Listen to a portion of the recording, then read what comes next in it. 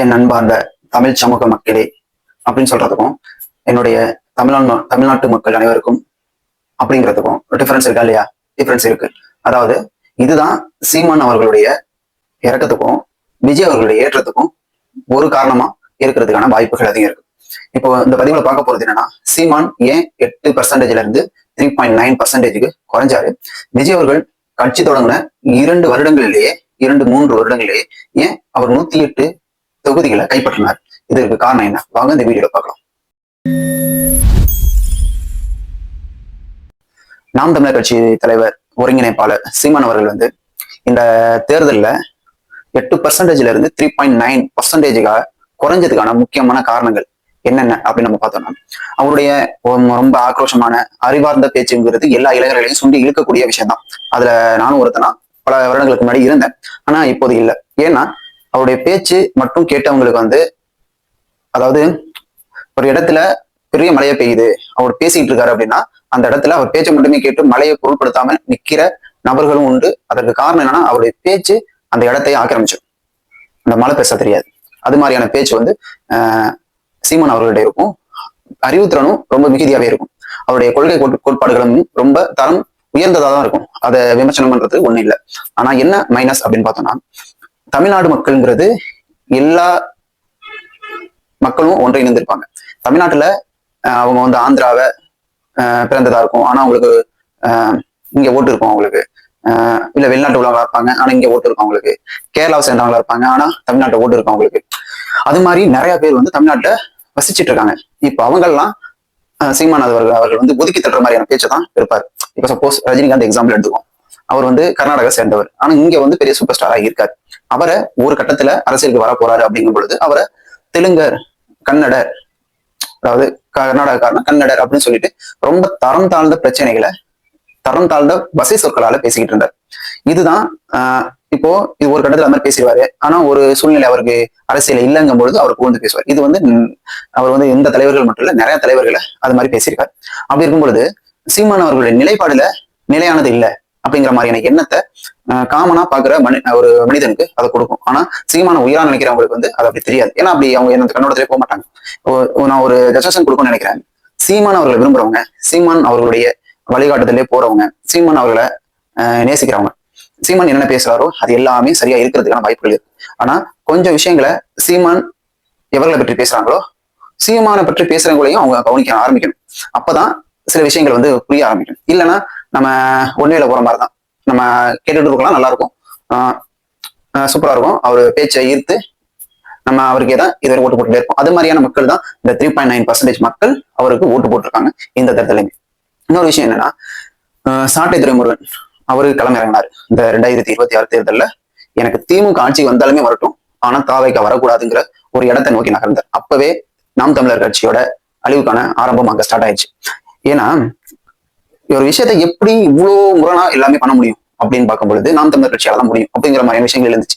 ஏன்னா நாம் தமிழர் கட்சி ஆரம்பிச்சது திமுக எதிர்ப்பு, காங்கிரஸ் எதிர்ப்புன்னு ஆரம்பிச்சாங்க. பிரபாகரன் நம்முடைய தலைவர்களா ஏத்துக்கிட்டு ஈழத்தை அழைச்சவங்க, காங்கிரஸ் உள்ளவங்க திமுக சேர்தான் பண்ணாங்க அப்படிங்கிற ஒரு கோட்பாட்டோட உள்ள வந்த சீமான் அவர்கள் எப்படி விஜய் அவர்கள் உள்ள வந்ததும் அப்படியே டேர்ன் அரௌண்ட் ஆகி விஜய் எதிர்க்க ஆரம்பிச்சாங்க. அங்கேயே நாம் தமிழர் கட்சியோட வீழ்ச்சி ஸ்டார்ட் ஆயிடுச்சு. அதுதான் இந்த தேர்தலையும் பிரதிபலிச்சது. அந்த எலிவேஷன் தான் விஜய் அவர்களுடைய எலிவேஷன். அந்த இடம் தான் இப்போ விஜய் அவர்கள் லாஸ்ட் ஒரு மீட்டிங்ல சொன்னார், சுத்தி உள்ள எல்லாரும் நம்ம எதிர்க்கிறாங்க, சுத்தி உள்ள எல்லாரும் ரவுண்டு கட்டி நம்ம அடிக்கிறாங்க. அப்படி இருக்கும்போது நம்ம சரியான பாதையில போயிட்டு இருக்கோம். அப்போ டிவிகே வர்சஸ் அதர்ஸ் அப்படிங்கிற ஒரு கட்டமைப்பை விஜய் அவர்கள் செஞ்சாங்க அந்த லாஸ்ட் ஒரு கூட்டத்துல. அது ரொம்ப பீக்கா ஈடுபட்டுருச்சு மக்கள் மத்தியிலையும் சரி. அதுக்கு முன்னாடியும் ஒரு எலிவேஷன் கிடைச்சது. இது எல்லாமே கிரியேட் பண்ணது அவர் இல்ல, விஜய் அவர்கள் இல்ல, சீமான் அவர்கள் பேசிக்கிட்டே இருந்தாரு. பேச பேச நல்லா பேசுவாரு. பட் அது சட்டனா சில சேஞ்சஸ் பண்ணுவார். அது அவருக்கு உள்ளவா மாறும். விஜய் அவர்கள் நிறைய இடத்துல பேசுறதே கிடையாது. அவர் செயல மட்டும் தான் நிறைய விஷயங்கள் பண்ணிட்டு இருந்தார். நீ எல்லாரும் என்னை பத்தி பேசுங்க. ஆனா விஜய் அவர்கள் ஒரு இடத்துல கூட சீமான் அவர்களை தொட்டு கூட பார்க்கல. அதுக்கு காரணம் என்ன? ஏன்னா அவருடைய அரசியல் என்னன்னு அவருக்கு தெரிஞ்சிருச்சு. அவர் சீமான் அவர்கள் என்ன பண்ணாருன்னா, விஜய் அவர் உள்ள வந்ததும் நம்மளுடைய இருக்கிற 8% போக போகுது அப்படிங்கிறது அவர் நல்லா தெரிஞ்சு போச்சு. அதனால நம்ம விஜய் அவர்கள் அடிச்சோம்னா அந்த ஓட்டு நமக்கு வந்துடும் அப்படிங்கிற ஒரு நினைப்புல பண்ணார். பட் அது ஒரு நினைப்பு. ஆனா மக்கள் மத்தியில் எப்படி போனது அப்படின்னா, திமுக சப்போர்ட் கேட்டுட்டு சீமான் அவர்களும் சாட்டை துரைமுருகன் அவர்களும் விஜய அடிக்கிறாங்க. அடிக்கிறதுனா ஒரு கொள்கை ரீதியா பேசுறது, அரசியல் ரீதியா பேசுறது அப்படி கிடையாது. குடும்பத்தை பத்தி பேசுறது, அவர் மீது உள்ள வன்மங்களை கக்குறது, அவர் மீது உள்ள அவதூறுகளை எக்கச்சக்கமா அள்ளி கொட்டுறது, இது எந்த மக்கள் ஆக்சுவலா ஏத்துப்பாங்க? இது மாதிரியான அரசியலை பண்ணா எந்த மக்கள் ஏத்துப்பாங்க? அவதூறை வந்து எவ்வளவு நாகரிகமா சொல்லணுமோ சொல்லலாம், ஆனா எவ்வளவு கீழ் மட்டத்துக்கு இறங்கி பேசுறோமோ அந்த அளவுக்கு பேசினா அது ஆக்சுவலா எழுபடாத மக்கள் மத்தியில அதான் நடந்திருக்கு. இது வந்து ஆனா நாம் தமிழர் கட்சியை பொறுத்த வரைக்கும் அவங்க செய்யற கொள்கை கோட்பாடு எல்லாமே ஆரோக்கியமானதுதான். ஆனா அதை செய்ய முடியுமா என்பது அடுத்த கேள்வி. ஆனா அவங்க பேசுறது எல்லாமே நல்ல விஷயம் தான். ஆனா இது மாதிரி தனிப்பட்ட முறையில தனி மனிதனை தாக்குறது, தனி மனித பிரச்சனைகள் உள்ள போறது, தனி மனிதனுக்குள்ள அவங்க பர்சனல் விஷயங்களை கையில் எடுத்து அவங்கள வந்து கேவலமா பேசுறது அப்படிங்கிறது மக்கள் மத்தியில அவங்க மேல உள்ள விருப்பம் தான் கொடுத்துச்சே தவிர பெரும்பான்மையை அவங்க எடுக்கல. அதுதான் அங்க நடந்த விஷயம். இதுதான் நாம் தமிழர்களுடைய வீழ்ச்சிக்கும் காரணம். மத்த பிரச்சனைகள்ல அவங்க மேல யாரும் குறை சொல்ல மாட்டாங்க.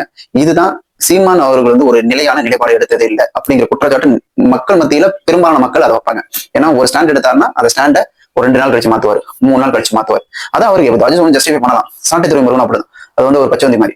அது உங்களுக்கு வந்து தேவைன்னா பேசும், அஜித்தை தேவைன்னா தூக்கி வச்சு பேசும், ரஜினியை தேவைன்னா தூக்கி வச்சு பேசும், விஜயகாந்த் தேவைன்னா தூக்கி வச்சு பேசும்.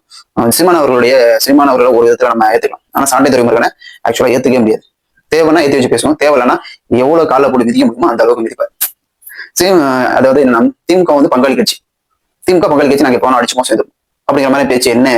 இந்த பேச்சு மக்கள் மத்தியில் நீங்க அப்படியும் பேசுவீங்க இப்படியும் பேசுவீங்கன்னா அதை எப்படி மக்கள் விட்டாளா அதை எதிர்ப்புறதுக்கு? அதுக்கான தண்டனை தான் நாம் தமிழர் கட்சி தண்டனை. இப்போ வந்து சீமான் எந்த அளவுக்கு தள்ளிருக்குன்னா விஜய் அவர்கள் பிரஸ் மீட்டே கொடுக்காம செஞ்சுட்டாரு. நான் வரும்போது பிரஸ் மீட் கொடுக்குறேன், ஆனா என்ன இவ்வளவு பர்சன்டேஜ் தள்ளி அந்த ஆதங்கம் இருக்கும். காரணம் அது கிடையாது. பிரஸ் மீட் கொடுக்குறியா இல்லையாங்கிறது காரணம் கிடையாது. நீங்க எந்த மாதிரி அரசியல் நிலைப்பாடு எடுத்தீங்க? இந்த அரசியல் நிலைப்பாடு சரியில்லைங்கிறது நிறைய விமர்சனம் செஞ்சுக்கிட்டே இருந்தாங்க. ஆனா அதை கைவிடல. சட்டத்தை ஒன்று பேச விட்டு வெளியே பார்த்துட்டு இருக்கீங்க. இப்போ அதுக்கான தண்டனை அனுபவிக்கிறீங்க. ஓகே, நீங்க நினைச்சே பார்க்க முடியாத இடத்துக்கு விஜய் போயிட்டார். விஜயோட வெற்றிக்கு முக்கியமான காரணம் என்னன்னா இது மாதிரியான அவதூறுகளை அவர் ஆக்சுவலா லெப்ட் ஹேண்ட்ல டீல் பண்ணிட்டே போனார். அதுக்கு பதிலும் சொல்லல. அவர் இவ்வளவு கஷ்டங்களை தாண்டி, இவ்வளவு அவதூறுகளை தாண்டி, இவ்வளவு வழிகளை தாண்டி நான் உங்களுக்காக வரேன் அப்படிங்கிற விஷயத்தை தான் முன்னெடுத்தார். எல்லாரும் பண்ணதெல்லாம் ஆக்சுவலா அவர் யூஸ் பண்ணிக்கிட்டா தான் சொல்லணும். எல்லாமே விஜய்க்கு ஹெல்ப்ஃபுல்லா மாறுனுச்சு. இவ்வளவு பேர் இவ்வளவு பேசுறாங்க ஒருத்தனை அப்படிங்கிற மாதிரியான விஷயங்கள் தானே மக்கள் முன்னாடி போகும். அதுக்கு வழிவகுத்தது யாரு? திமுக வந்து விஜய் பேசவே இல்லை, அது டைரக்டா பேசவே இல்லை, ஆனா இன்டைரக்டா பேசினாங்க. இப்ப டைரக்டா பேசுறதுக்கான நிலைமைக்கு வந்திருக்காங்க. ஏன்னா ஆளுங்கட்சியா போயிட்டாங்க, இவங்க எதிர்கட்சியா போயிட்டாங்களா. அதனால விஜய் கட்சி ஆரம்பிச்சு 2-3 வருடங்களிலேயே அவர் வந்து ஆட்சிக்கு வந்தது பெரிய விஷயம் பார்க்கப்பட்டது. மக்கள் மத்தியிலும் சரி, நிறைய அரசியல் தலைவர்கள் மத்தியிலும் சரி. இது வந்து ஒரு கவர்ச்சி, சினிமாக்காரன் அப்படிங்கிற கவர்ச்சி மட்டும் இல்லை, எவ்வளவு நடிகர்கள் வந்திருக்காங்க. ஆனா இந்த பர்சன்டேஜ் அந்த தொட்டத்தில் இது மட்டும் காரணம் இல்லை. எதிர்கட்சி கட்சிகளுடைய குறைபாடும் ஒரு காரணம். நாம் தமிழர் கட்சி குறைபாடு ஒரு காரணம், டிஎம்கே கட்சியில் உள்ள குறைபாடுகள் காரணம், ஏடிஎம்கே கட்சியில குறைபாடுகள், எல்லா கட்சியும் வீக்காக இருந்தது. அதுதான் விஜய் அவர்கள் 108 தொகுதிகள் ஜெயிக்கிறதுக்கான முக்கியமான காரணம். அவருடைய கவர்ச்சி மட்டும் தூக்கி வைக்கல. உங்க மேல உள்ள ஆத்திரம், நீங்க ஒண்ணுமே பண்ணலங்கிற व्यक्ति மக்கள் வந்து இன்னொரு தலைவரை தேடி இருக்காங்க, மாற்றத்தை தேடி இருக்காங்க. அதுக்கான ஓட்டு தான் 108 தொகுதிகளை தாவேக்கா வெற்றி பெற்றதற்கான காரணம். தாவேக்கா நாம் தமிழர் கட்சி, இந்த 2 கட்சிகளுக்கும் உள்ள டிஃபரன்ஸ் இதுதான். இப்போ வந்து தாவேக்கா வந்து நாம் தமிழர் கட்சியோட கொள்கையிலையும் கோட்பாடுலையும் முன்னேறல, அவங்களோட கம்மிதான். ஆக்சுவலா நீ கொள்கை கோட்பாட்டை விட நீ என்ன நடைமுறையில என்ன மக்கள் முன்னாடி கொண்டு சேர்க்கிற, அதுதான் மக்கள் ரொம்ப பார்ப்பாங்க. நீ ஆக்சுவலா மக்களுடைய நம்பிக்கையை நீ வாங்குறியா? அது மாதிரியான விஷயங்களை நீ செய்யணும். மக்களுடைய நம்பிக்கையை வாங்கல, அதுதான் பிரச்சனை. நீ திமுகவுக்கு ஏஜெண்டா செயல்படுறது மாதிரி இருந்ததுனால நாம் தமிழர் கட்சியை மக்கள் அங்கீகரிக்கல. ஒரு மாற்றத்துக்காக வந்தது மாதிரி இருந்ததுனால தாவேக்காவை மக்கள் அங்கீகரிச்சிருக்காங்க. இதுதான் முக்கியமான காரணம். தாவேக்கா தலைவர் விஜய் அவர்களுடைய ஒரு பெரிய நடிகர் அப்படிங்கிறது ஒரு பிளஸ், அவ்வளவுதான், ஆடட் பாயிண்ட் தான். அது மட்டுமே காரணம் கிடையாது. நீங்க எல்லாருமே முக்கியமான காரணம். ஆனா என்ன சொல்லிக்கலாம், ஒரு திரை கவர்ச்சியில மக்கள் மயங்கிட்டாங்க அப்படிங்கிற ஒரு விஷயத்த நீங்க சொல்லலாம். அது முக்கியமான காரணம் அப்படின்னு நீங்க நினைச்சுட்டே இருந்தீங்கன்னா அது நீங்களே உங்களை ஏமாத்திக்கிறது மாதிரி 2029 நாடாளுமன்ற தேர்தலாக இருந்தாலும் சரி, நீங்க அப்படியே இருக்கலாம் லாஸ்ட் வரையும். உங்களையும் சேஞ்ச் பண்ணிக்க போறதுல மக்களும் உங்களை நம்ப மாட்டாங்க. இதுதான் நடக்கும். அடுத்தது பார்க்கலாம், நாம் தமிழர் கட்சி இது மாதிரியான விஷயங்களை சேஞ்ச் பண்ணிக்கிட்டு களத்துக்கு எப்படி வராங்க அப்படிங்கிறத நம்ம பார்ப்போம். நன்றி.